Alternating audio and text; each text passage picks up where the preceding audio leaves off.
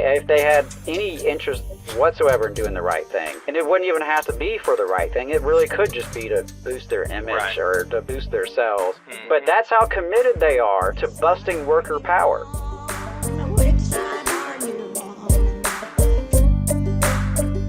Howard Schultz tries to make the case why unionization is actually really bad and people shouldn't do it. Here's part of that case. 21 Starbucks people, partners, work in that store.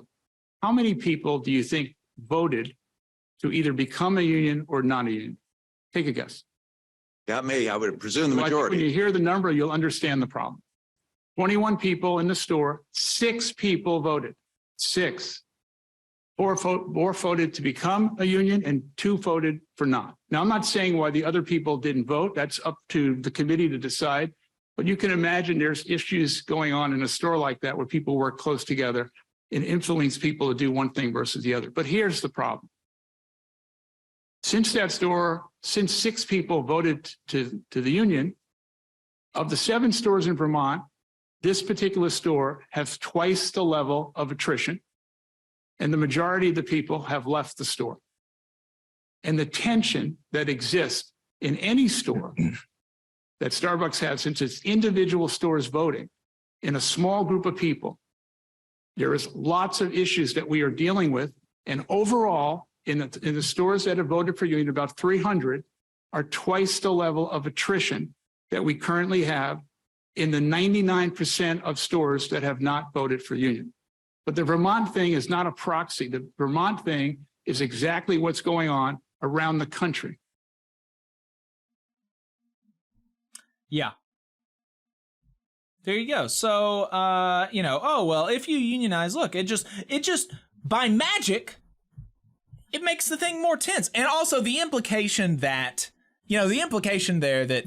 oh, well, these people probably didn't vote because of the intimidation from the other workers. That was obviously the implication, but it's only an implication, and there's not any evidence or fact behind that implication because there isn't any, because obviously there almost certainly wasn't any intimidation, and the intimidation that a fellow worker could give somebody is so much less than you would get from the company. I mean, the idea, again, this false equivalency, the idea that they're even remotely equal, that it is worth considering them in the same thought is absurd. It's absurd. And then Maggie Carter from Knoxville, from the Starbucks store that organized the first union in the South, she talks about a little bit about why that attrition rate might be higher at the newly unionized locations. Just 5 days after announcing our union drive, our regional director drove to our store from out of state and was working alongside my partners, attempting to make drinks. It's the first time in my entire time with the company that I've met a regional director in person. Partners suddenly started getting disciplined for minor dress code violations or being 5 or so minutes late. Every day, it felt as if there was a concerted effort to build a case against partners who showed even the smallest bit of support for the union. Days prior to ballots being mailed out for the election, managers closed our store for hour-long periods, most during peak operating times, to hold impromptu captive audience meetings.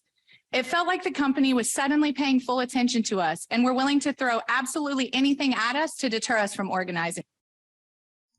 And there you go. This tension doesn't just magically appear. It is inflicted on the workers by the boss. And yes, sometimes workers will just want out. They just want it to end. And so they'll leave and they'll try to find a job somewhere else. But that is not because of the workers. It's because of the boss. And the fact that the attrition rate at union stores is higher, if that's the case, which I don't necessarily doubt, that fact makes it all the more evident that the rest of the stores need to unionize. Right. And because at any point, Starbucks can take away a lot of the tension here by actually operating in good faith. Reach first contracts with the stores that have unionized. Call off your dogs and your union-busting attorneys. Call off the union-busting campaign and just voluntarily recognize unions as they are organized by these workers. if you did that, wow, I imagine there's going to be less tension. Right. Exactly. It's just a thought. I mean, obviously they have no intention of doing so, considering their behavior in this hearing. But yeah, I can't not be frustrated by that. I mean, at any given point, Starbucks can change the direction of this. They can change the tension and reduce the tension, the antagonism. They could play a big role there. And I've got a feeling it would go over well. In fact, they would probably get a lot better PR than what they've had the last week. Right. And they might even get business from union-minded folks. Right.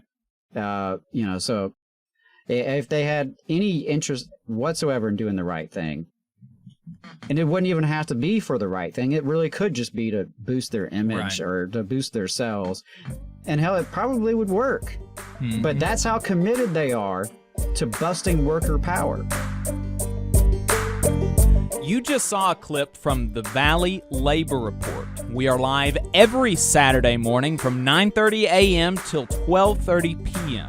And we pride ourselves on keeping all of our content free to everybody so that we can talk to as many working folks as possible. If you support the work that we're doing, you think that it's important, you think that it's good, then consider making a monthly contribution to the project, and you can do that on our website, tvlr.fm.